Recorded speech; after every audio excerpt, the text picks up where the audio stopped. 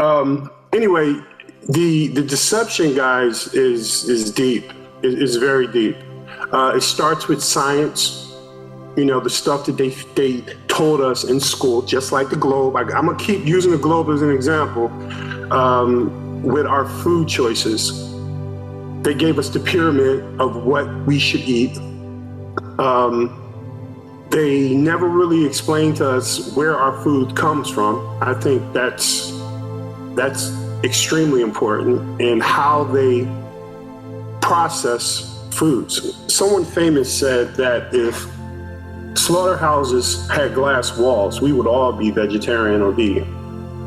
You know, and I believe that's true. Now, if you've looked on my channel, I am an advocate for showing you exactly how they bring us our food. I think it's our responsibility to know how they're animals. And I'll start with the cow. See, you have a male and female. You have a bull, and you have a heifer or a cow, right? The bull is, you know, the male, and the cow is the female. They have very little need for bulls. Very little. You know, when they're very young, they use the bull for like rodeos. They extract the semen of the bull for artificial insemination of the female cows. Now, the female cows have a dual purpose. One, of course, we all know about dairy, right? Dairy cows. But what many of us don't know is that for a cow to produce milk, it must be pregnant. And just waiting for the bull to impregnate the cow takes a long time. So what they do is they extract the semen from the bull, and then they artificially inseminate the semen of the bull into the cow, so the cow can become pregnant. And once the cow becomes pregnant, it carries its young, just like our women, for 9 months.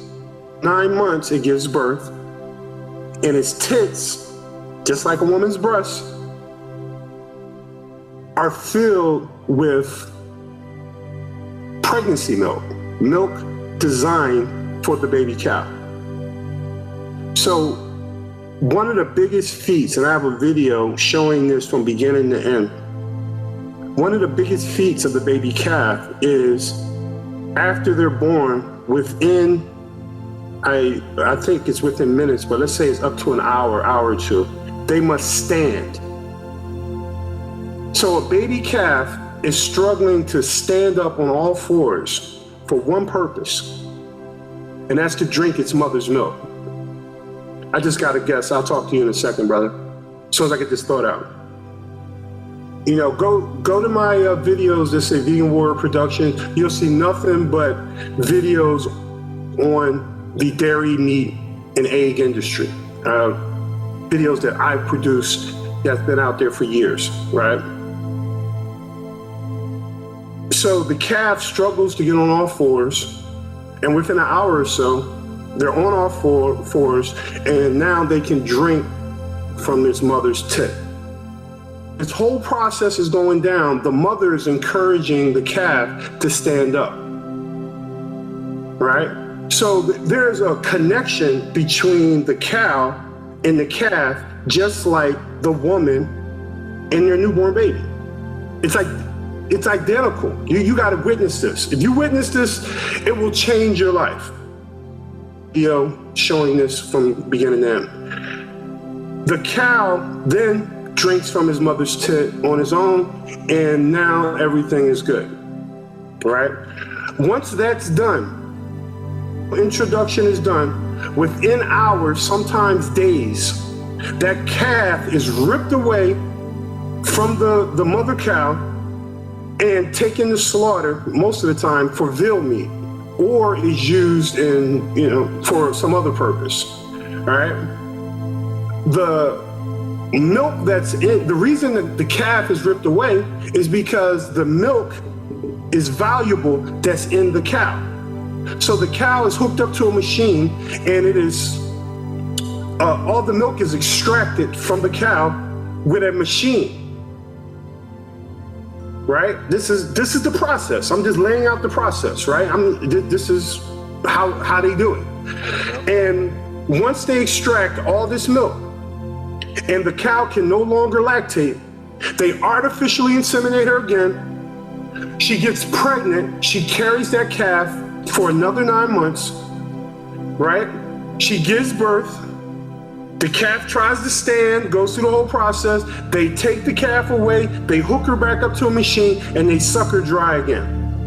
Then they artificially inseminate her again, suck her dry again. Artificially, after about 6 or 7 times, I think I heard, she can no longer have any more kids, right? When she can't have any more kids, they slaughter her, chop her up, and they make her fucking hamburger meat.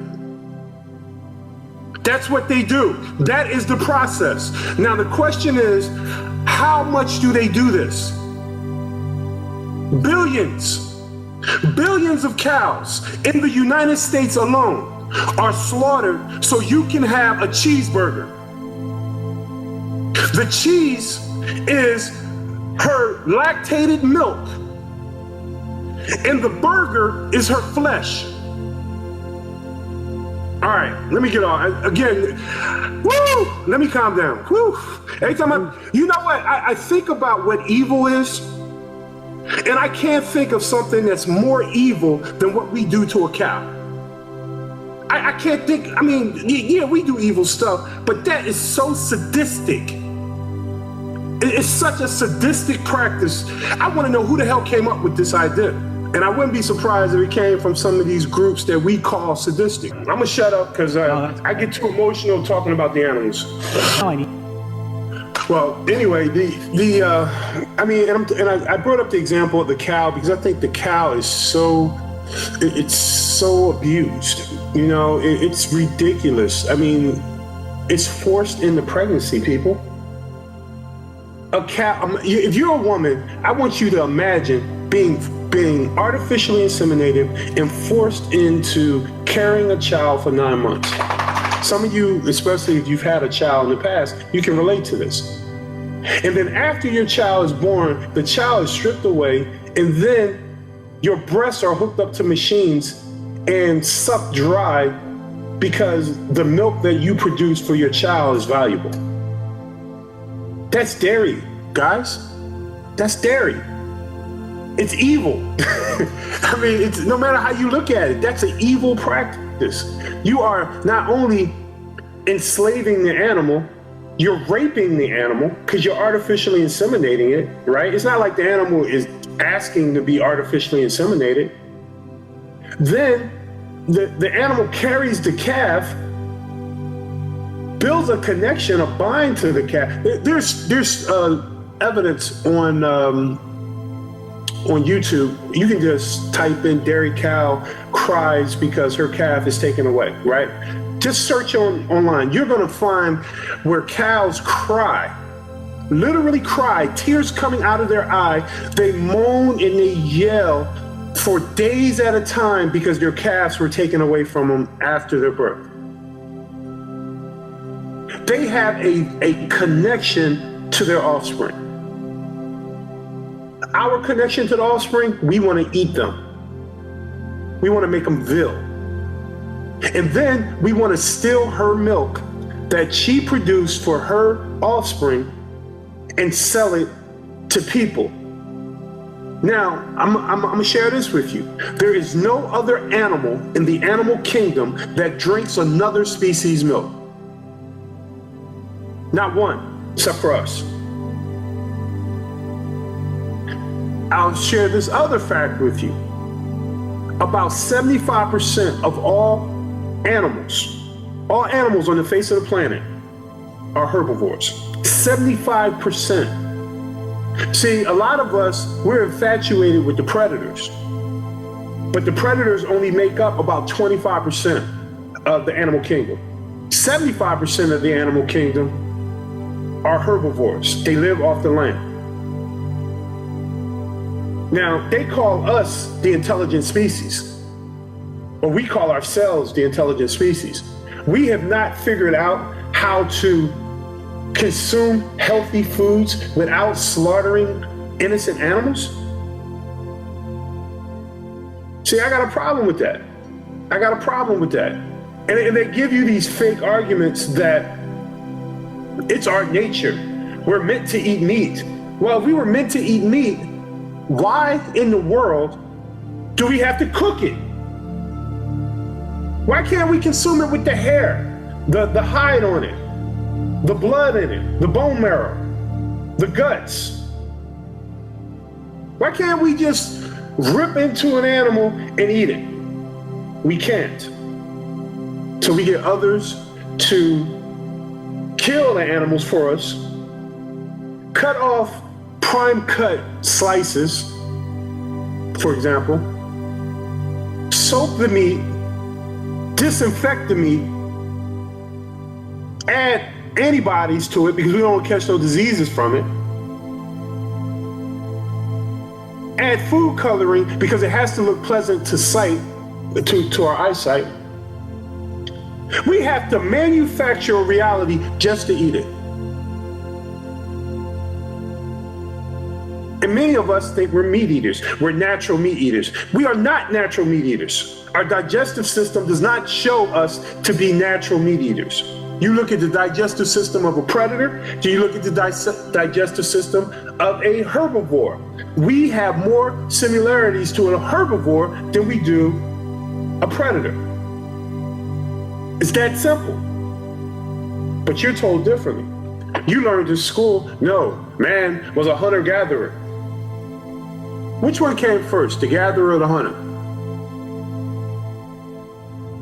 A lot of people don't think about that. What came first, the gatherer or the hunter? See, I want to give you a spear. Let's do an example. Someone you make yourself a spear, right? Go out in the woods, go try and kill something. You won't be able to do it. Most of you won't be able to do it. Why? We're not built to hunt. We're not. We're not able to pounce. We don't have long claws to rip through the flesh of animals. We're not built to hunt. So before there was hunters, there were gatherers. People lived off the land first and foremost. And then we started learning and started watching. We probably watched a lot of predators. We probably learned, we're like, damn, look what that predator did to that prey. And I think deep down inside, a lot of us, we admire the predator and we eyes the prey. I think we got it twisted. I really do.